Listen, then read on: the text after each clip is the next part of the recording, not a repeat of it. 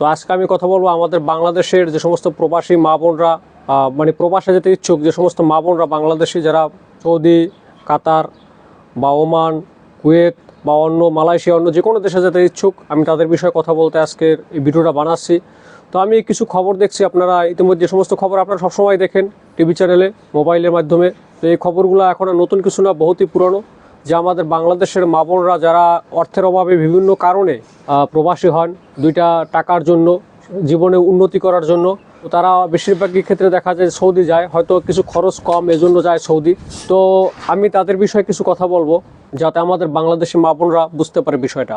তো আপনি যদি বিদেশে যেতে চান, প্রবাসী হতে চান, তো আমি বলবো যে আপনারা জীবনের ঝুঁকি নিয়ে আর সৌদি আরব যাবেন না, বা কাতারও এরকম কিছু সহিংসতা হয় এরকম বিষয় জানা আছে।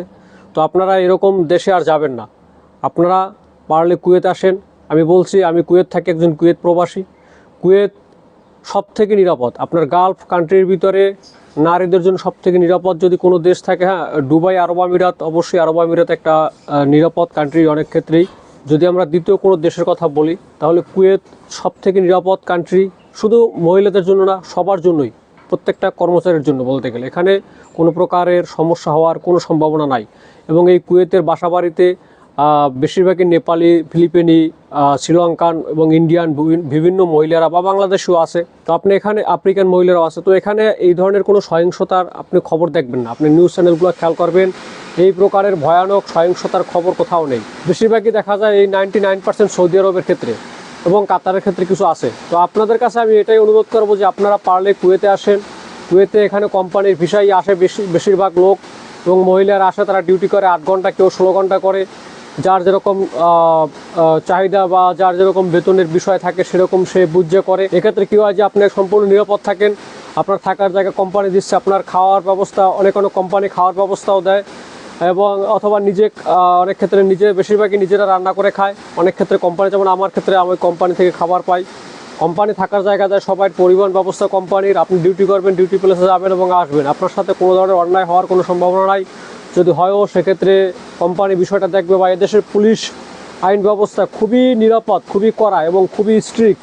কোনো প্রকার সহিংসতা, কোনো প্রকার অন্যায়কে, নারীর সাথে বিশেষ করে বেয়াদবি বা যে কোনো প্রকার সমস্যাকে এদেশে কোনোভাবেই আপনার কি বলে যে সাপোর্ট করা হয় না, কোনোভাবেই সেটাকে নীরব দর্শকের মতো দেখা হয় না। তো আমি আপনাদের কাছে এটাই অনুরোধ করবো, প্লিজ আপনারা হয়তো কুয়েত আসতে 3 থেকে 4 লাখ টাকা হয়তো খরচ হতে পারে মহিলাদের ক্ষেত্রে, আমার তো ভালো জানা নেই। সৌদি গেলে হয়তো আপনারা কম টাকায় যেতে পারেন, ঠিক আছে, কিন্তু আপনারা 2 টাকা বেশি গেলেও আপনারা যেভাবে হোক কষ্ট করে অন্তত কুয়েতে আসার চেষ্টা করেন। কুয়েত অত্যন্ত নিরাপদ একটা দেশ, আপনারা এইভাবে আর সহিংসতার শিকার হবেন না। আপনাদের সত্যি এই খবরগুলো দেখলে আমার অনেক খারাপ লাগে, যদিও অনেক মানুষ কমেন্ট বক্সে বিভিন্ন ধরনের মন্তব্য করে, বাজে মন্তব্য তারা তাদের জায়গা থেকে করে, তারা তো আর দেখে না কোনো কিছু, কার ঘরে কী সমস্যা। তো আমি বলবো যে প্লিজ আপনারা এরকম আসতে পারলে আসেন, ঠিক আছে, কুয়েতে আসেন। কুয়েত অত্যন্ত নিরাপদ একটা দেশ, কুয়েতে আসতে পারেন।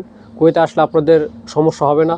আশা করি আপনারা বিষয়টা বুঝতে পারছেন আমি কী ব্যাপারে কথাগুলো বলতেছি, এটাই চেষ্টা করেন। আর যদি আপনাদের কোনো প্রশ্ন থাকে এই ব্যাপারে জানার জন্য, যে কুয়েতের কি সিস্টেম, ভিসার সিস্টেম বা কোম্পানির সিস্টেম, বেতন ভাতা ইত্যাদি বিষয়ে কোনো প্রশ্ন থাকে জানার জন্য, তো আপনারা কমেন্ট বক্সে করতে পারেন, মন্তব্য করতে পারেন। আমি সে ব্যাপারে ডিটেলসে আপনাদের আরও জানানোর চেষ্টা করব। তো ভিডিওটা আমি আর বেশি বড় করব না। আর একটা কথা আপনাদের বলে রাখি, যে আপনারা বাংলাদেশি ইন কুয়েত নামে একটা ইংরেজি নামে একটা গ্রুপ আছে, সেখানে সব আমাদের যে কুয়েতে বাংলাদেশি প্রবাসীরা আছে তারা সেই গ্রুপের সাথে সংযুক্ত। সেখানে আপনি বিভিন্ন কোম্পানি সম্পর্কে বা বিভিন্ন বিষয় সম্পর্কে আপনি প্রশ্ন করতে পারেন, জানতে পারেন পোস্ট করে। তো আপনি অনেক কিছু জানতে পারেন। যদিও কিছু লোক আছে যারা উল্টোপাল্টা সবসময় মন্তব্য করবে, আর কিছু লোক আছে যারা আপনাকে সঠিক পরামর্শ দেবে। তো আপনার কোনো প্রশ্ন থাকলে সেখানেও জানতে পারেন।